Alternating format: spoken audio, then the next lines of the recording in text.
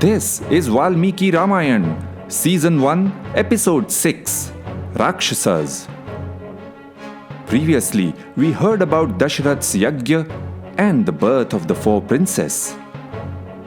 While the Ashwamedha and the Putra Kameshti yajnas were going on, Valmiki tells us that the Devas, Gandharvas, various sages and Brahma came together. And then we are told of a conversation between Brahma and the rest. The Devas informed Brahma of their troubles. A Rakshas called Ravan was tormenting them. Can I ask a question? Yes, please go ahead. In episode 1, I saw that Valmiki called this ITIHAAS, history. Now how did the Devas and the Gandharvas suddenly appear in the yajna? I have seen them shown floating in the sky in comics, but how is that possible in history? Good question. Then before we proceed with the story, let us look at the definition of ITIHAAS in some detail. Dharmartha kama mokshanam upadesha samanvitam purvavrittam katha yuktam itihasam prachakshate.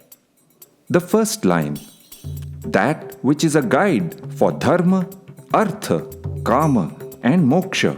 In other words, a guide for any worthy pursuit. And then, purvavrittam, that which has happened in the past. Katha yuktam, that which is told in story format. Itihasam prachakshate is known as ITIHAAS. In essence, ITIHAAS is events that actually happened, told as a story. Valmiki has used story elements or embellishments at many places in the Ramayana. We should always remember that this is Purvavrittam Kathayuktam. Even in the previous episode, when Valmiki said that a figure appeared out of the fire, that was the Kathayuktam part. The fact part is simply that through the process of the Ashwamedha and the Putra Kameshti yajnas, some type of medical or herbal formulation was created that helped in conception, and thus the babies were born. Now here, Valmiki is using a particular literary or storytelling technique. He is using the construct of a conversation between Brahma, Devas and others to really bring out what was in the minds of the people attending the yajna, but was left unsaid. Simplistically, we can consider the Devas to be the leaders among the people at the yajna.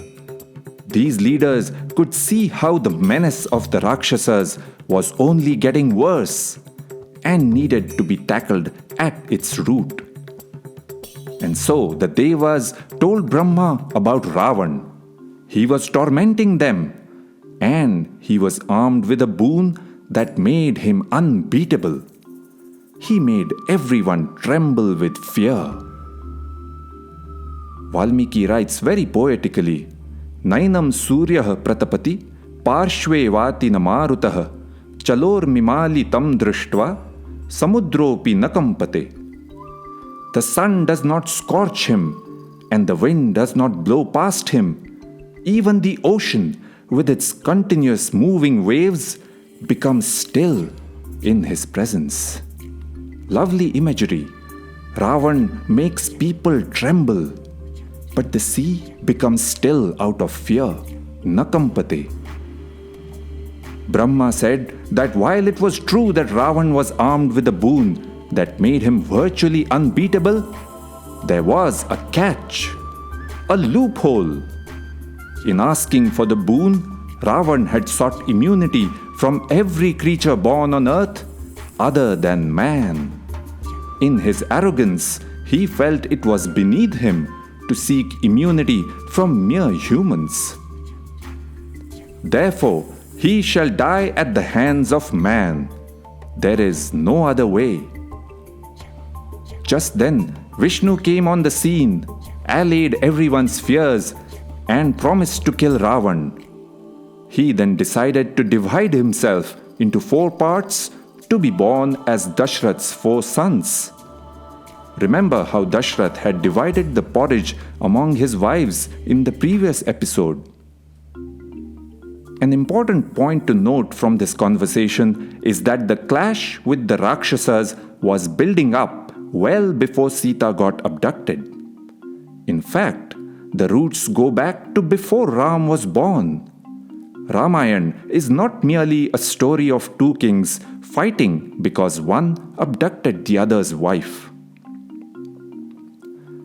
Now, some of you may be a bit skeptical about the negative portrayal of the Rakshasas, but we will see later that Valmiki does give credit where it is due. There are glowing descriptions of Ravan's Lanka. And remember, Valmiki was not like a medieval court poet. We should not make the mistake of applying our medieval templates on ancient history. A king throws a bag of gold coins at the poet if he praises him and throws him in prison if the poet is critical of him. From Valmiki's description, it is clear that that was not how it worked in his time. Valmiki was a great sage whose ashram was actually outside Dasharath's domain. Even within Dasharath's court, the rishis were his counselors, not subordinates. It was not possible to sway such rishis with money or threats. Valmiki was not writing a eulogy to a victorious king. He was writing ITIHAAS, Purvavrittam Kathayuktam. With that background of the Rakshasas, Valmiki next shines the spotlight on the Vanaras. Were they really monkeys? We will find out in the next episode. ITIHAAS. That is how it happened.